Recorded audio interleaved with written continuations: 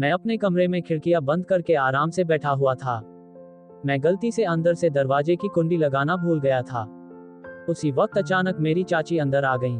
सामने का नजारा देखकर वो तुरंत बाहर भाग गईं, लेकिन मैंने अपना काम रोकना सही नहीं समझा।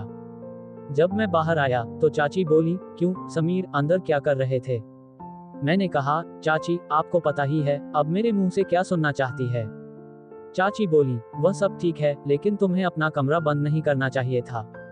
मैंने कहा, चाची मुझे क्या पता था कि तुम उसी वक्त कमरे में आ जाओगी। वैसे भी मैं तो कुछ गलत कर नहीं रहा था। चाची बोली, हाँ बात नहीं है, लेकिन फिर भी तुम्हें पता है, जब कोई उस काम को करते हुए देख लेता है तो उसका मन भी वही सब करने को लगने लगता है। मैंने कहा, तो चाची तुम भी आ जाया करो।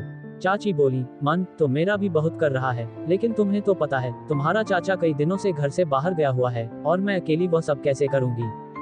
मैंने कहा, चाची अगर आप बुरा न माने तो मैं आपकी मदद कर दूंगा। मैं आपके साथ वह सब काम कर सकता हूँ। चाची बोली, तेरा दिमाग खराब है। इससे पहले कि चाची और कुछ बोल माती, मैं तुरंत वहां से भाग गया। वैसे भी मैं तो अपनी चाची के साथ बहुत पहले से वह काम करना चाहता था, लेकिन हाँ कहने की हिम्मत नहीं हो रही थी। आज चाची ने मुझे देख लिया था तो आज वह बात कहने का सही टाइम आ गया था और माहौल भी था, इसलिए मैंने वह बात कह दी। इससे एक बात मुझे पता लगी कि बात कहने का भी एक सही समय आता है। उस समय बात कर लेनी चाहिए। उस समय आपकी बात पूरी होने के बहुत चांस होते हैं। एक दिन चाचा और चाची छत पर काम कर रहे थे। मैं उन्हें ये सब करते हुए देख रहा था। मैंने कुछ देर खड़े होकर देखा। मेरे सामने फेस टू फेस एक फिल्म चल रही थी। मुझे चाचा चाची को देखकर बहुत मजा आ रहा था। चाचा अपनी सारी जान लगाकर काम कर रहा था। उस समय मेरी शादी नहीं हुई थी। मैं 22 साल का हूँ और मेरी चाची बहुत खूबसूरत थी। वह हमेशा मेरे साथ मजाक मस्ती करती रहती थी। चाची और मेरे बीच एक अच्छा दोस्ती वाला रिश्ता था। जब चाची हमारे घर में नई नई आई थी तो उनमें बहुत घमंड था और घमंड होना भी चाहिए था, क्योंकि वह किसी से कम नहीं थी। चाची की ऊंचाई और लंबाई बहुत थी। उनकी आंखें गोल और भरी भरी थीं। जब वह एक साथ मेरे की तरफ देखती तो मेरा सीना चीर कर रख देती थी। जब मैं कोई बात करता तो वह मुंह टेढ़ा कर लेती थी। तब से मैं समझ गया था कि चाची में खूबसूरती का घमंड भरा हुआ है। चाचा एक प्राइवेट कंपनी में काम करते थे। जहां वो काम करते थे वह हमारे घर से 50 किलोमीटर दूर था। उन्हें वापस आते आते आधी रात हो जाती थी। कभी कभी तो वो घर वापस नहीं आते और वहीं ठहर जाते थे।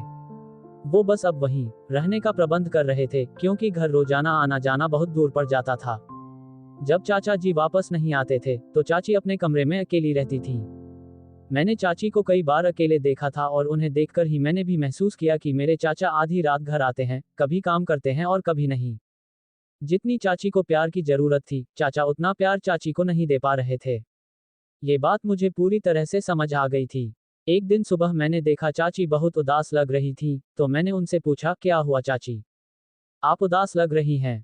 चाची बोली, मेरी तबीयत कुछ ठीक नहीं लग रही। फिर मैंने उनके लिए मेडिकल स्टोर से दवाई ले आई। दवाई खाकर चाची अपने कमरे में चली गईं। थोड़ी देर बाद उनका हालचाल पूछने के लिए मैं उनके कमरे में गया तो देखा कि उन्हें काफी बुखार था। मैंने कहा, चाची, चाचा जी आज घर नहीं आएंगे। चाची बोली, वह ऑफिस के काम के लिए कुछ दिनों के लिए बाहर गए हैं। मैंने कहा, अब क्या करूं? चाची की तबीयत तो बिगड़ती जा रही है। तभी मुझे ध्यान आया, मेरा एक दोस्त था, अमन, उसके पापा डॉक्टर थे। मैंने तुरंत अमन को फोन किया और कहा, अमन, तुम्हें एक काम करना है। वह बोला, हाँ बताओ क्या काम है। मैंने कहा, तू जल्दी से अपने पापा को मेरे घर भेज दे, मेरी चाची की तबीयत बहुत खराब है। वह बोला, ठीक है यार, मैं अभी भेज देता हूँ। थोड़ी देर बाद अमन के पापा आ गए। उन्होंने चाची को एक इंजेक्शन लगा दिया और कुछ दवाइयाँ लिखी। करीब 1 घंटे बाद चाची को आराम मिल गया। फिर सुबह मैं बाथरूम जा रहा था तो चाची बोली, समीर 1 मिनट आओ मेरे पास। मैं उनके पास गया। चाची बोली, मुझे माफ कर दो। मैंने पूछा, किसके लिए? तो चाची बोली, जब से मैं इस घर में आई हूँ, एक बार भी तुझसे सीधे मुंह बात नहीं की और तू मेरा कितना ख्याल रखता है, ये कल मुझे पता चला जब मेरी तबीयत खराब थी। मैंने कहा, चाची कोई बात नहीं, मैं तो तुम्हें अपनी ही मानता हूँ। फिर मैंने सोचा कि चाची तुझे अपने दिल की बात कह दूं, यही सही मौका है। लेकिन मैंने सोचा, अभी दिल की बात बताना बेवकूफ़ी होगी, क्योंकि अभी तो चाची मेरी ओर बात करने लगी हैं।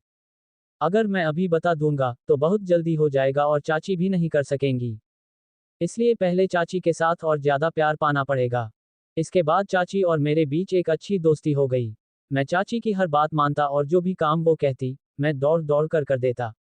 चाची अब मेरे प्रति थोड़ी ज्यादा आकर्षित होने लगी हैं। एक दिन चाची ने मुझसे कहा, समीर, तुम्हारा चाचा तो कभी कभी ही घर आता है, तुम रात को मेरे कमरे में आ जाया करो। हम दोनों बातें कर लेंगे या एक साथ बैठकर फिल्म देख लेंगे। अकेले में मेरा कमरे में जी नहीं लगता। मैंने अपने मन में सोचा, लो, चाची मुझे हिंट दे रही हैं। डायरेक्ट कहने से तो अब मुझे और भी आसान हो गया। अब किसी भी तरह से अपनी बात कह ही दूंगा। मैं चाची के कमरे में गया तो चाची अभी भी घर के काम कर रही थी। चाची को देखकर मेरा ना मचल गया और मैंने मोबाइल में मूवी देखने लगा। वीडियो की आवाज पूरी ऊंची थी और पूरे कमरे में सुनाई दे रही थी। चाची के पीछे का मुंह कमरे के गेट की ओर नहीं था, बल्कि टेढ़ा था, इसलिए बाहर से कोई आ रहा है, इसका पता नहीं मल सकता था। मैं अपनी मस्ती में फिल्म देख रहा था और आवाज का आनंद ले रहा था। मुझे ये भी पता नहीं चला कि कब चाची कमरे में आ गईं। चाची भी पीछे आकर वह फिल्म देख रही थी, लेकिन मुझे ये पता नहीं चला। चाची ने बौछार मारी और मैं उस फिल्म से ध्यान हटाकर देखा तो पीछे चाची खड़ी हंस रही थी। मैं जल्दी जल्दी फिल्म बंद कर दिया और पूरी तरह घबरा गया। चाची ने मेरा कान पकड़कर कहा, क्यों, अब क्यों बंद कर दिया? क्या डर गया? मैंने थोड़े हंसते हुए और थोड़े घबराते हुए कहा, चाची, डर लगता है जब कोई वह फिल्म देखते हुए पकड़ लेता है। वह बोली, अच्छा, अब तुम्हें डर लगता है? जब चाची के कमरे में फिल्म देखने लगे थे तब तो डर नहीं लगा कि चाची कब आ सकती हैं। मैंने कहा, चाची, बस क्या बताऊं, आपके कमरे में पता नहीं क्या है, बस जब आना होता है तो मन मचलने लगता है। मैं चाची का हाथ पकड़कर बेड पर बैठ गया और कहा, चाची, मैं एक बात कहना चाहता था, क्या तुम बुरा तो नहीं मानोगी? चाची बोली, तू तो कुछ भी कह ले, मैं अब बुरा नहीं मानूंगी। मैंने कहा, अगर मुझे बुरा मानना होता तो जो तुमने हरकत की उसे देखकर तो मैं तुझे कमरे से बाहर निकाल देती। मैंने थोड़ी नजरें झुका ली और फिर कहा, चाची, जब तुम पहली बार इस घर में आई थी तब से मुझे तुम बहुत अच्छी लगती हो। चाची बोली, अच्छा जी, तो फिर क्या करें? मैंने कहा, चाची, मैं तुम्हारे साथ एक बार। चाची बोली, समीर, पर यह कैसे हो सकता है? अगर ये बात तुम्हारे चाचा को पता लग गई तो वो मुझे नहीं छोड़ेंगे। मैंने कहा, चाची, हम घर वालों की नज़र से छुपकर काम करेंगे। चाची बोली, नहीं, मैं तुम्हारे साथ वो सब नहीं करूंगी। मैंने कहा, चाची, मैं तुमसे वादा करता हूं कि हमारी बात घर के तीसरे व्यक्ति को नहीं पता लगेगी। चाची बोली, पर समीर, मैं तो तुम्हारी चाची हूं। मैंने कहा, तो क्या हुआ? हम कुछ गलत नहीं कर रहे हैं। चाची ने कहा, तू तो देख ले, चाचा तो आधी रात को घर आता है, थका हुआ। कभी कभी वो तुम्हें खुश करता है, कभी नहीं। मुझे चाचा जी के बारे में सब पता है, बस तुम खुश रहने का दिखावा करती हो। चेहरा वहां ही उतर गया और चाची का चेहरा देखकर मुझे सच का पता लग गया। चाची बोली, हाँ समीर, तुम सच कह रहे हो। बस टाइम ही बीतता है, मैं चाचा जी से खुश नहीं हूँ। तुम्हारा चाचा बस ये बहाना बनाकर जल्दी सो जाता है। इतनी दूर से चलकर आया, अब मैं थक गई हूँ। मुझे नींद आ रही है। रोज रोज तो मैं उन्हें खुश करने के लिए फोर्स भी नहीं कर सकती। उन्हें खुद ही सोचना चाहिए कि वो मेरा ख्याल रखें। वो बस तब प्यार करते हैं जब उनका मूड होता है। उन्हें मेरी तो थोड़ी भी फिक्र नहीं होती कि अब मेरा मूड है या नहीं, वो बस अपना ही देखते हैं। इन बातों को सुनकर मैं चौंक गया। मैंने कहा, चाची, तभी तो मैं तुम्हारी इतनी फिक्र करता हूँ, तभी तो मैं कह रहा हूँ कि मैं तुम्हें खुश कर सकता हूँ। चाची, मैं तुम्हारी हर एक फीलिंग को समझता हूँ। तब चाची ने मेरा हाथ पकड़कर उसे कसकर दबाते हुए कहा। जब चाची ने मेरा हाथ दबाया तो मुझे पता लग गया कि चाची अंदर कितनी तड़प रही हैं। चाची ने कहा, अच्छा समीर, तुम इतनी फीलिंग समझते हो, कितने समझदार हो गए हो। मैंने तो कभी तुम्हारी ओर ध्यान नहीं दिया। मैंने कहा, हाँ चाची, मैं तुम्हें पूरी तरह समझता हूँ। याची बोली, चल, मैं सोचकर बताती हूँ। अब तुम अपने कमरे में जाओ। जिस हिसाब से चाची ने मुझे कमरे में भेजा वह मुझे पसंद नहीं आया। मेरा पूरा मूड खराब हो गया। लगा था अब कुछ भी नहीं हो सकता था। अगले दिन मैं सुबह बाथरूम में नहाकर बाहर निकला। उस समय ही चाची भी आ गईं। वो बोली, आज बड़ा स्मार्ट लग रहा है मेरा समीर। मैंने कुछ नहीं कहा और अपने कमरे में चला गया। मैं चाची से नाराज था। थोड़ी देर बाद चाची मेरे कमरे में आई और गेली, क्या हुआ समीर, तुम मेरे से नाराज हो गए? मैंने कहा, आप मेरे पास जाएं, अपने काम करें। मैं आपके साथ कोई बात नहीं करना चाहता। फिर मैं अपने काम के लिए बाहर चला गया। जब मैं शाम को घर वापस आया तो देखा कि चाचा जी भी घर आ चुके थे। मेरा मूड और भी खराब हो गया क्योंकि अब मेरा सपना सपना हा रह जाएगा। चाचा ने मुझे देखकर कहा, समीर कैसे हो? मैंने कहा, ठीक हूँ चाचा जी। फिर मैं अपने कमरे में चला गया। थोड़ी देर बाद चाचा ने मुझे बुलाया और बोले, आजा समीर, खाना खा ले। फिर हम बैठकर खाना खाने लगे। मैं चाची की ओर नजरें मार रहा था। चाची मुझे देखकर मुस्कुराने लगी और चुप रहने का इशारा करने लगी। चाचा ने मुझसे पहले खाना खा लिया और फिर अपने कमरे में चले गए। मैं और धीरे खाना खा रहा था, तब चाची मेरे पास आकर बोली, क्या बात है समीर, तुम मुझसे नाराज हो? मैंने कहा, हाँ। वो बोली, तू मेरी बात क्यों नहीं समझ रहा? ये गलत है। मैंने कहा, इसमें गलत क्या है? चाची बोली, तू अपने कमरे में जा, खाना खाकर सो जा। मैंने कहा, मैं सोऊंगा कि जागूंगा, आपको इससे क्या? और मैंने कहा, मैं आज रात छत पर ही बैठा रहूंगा।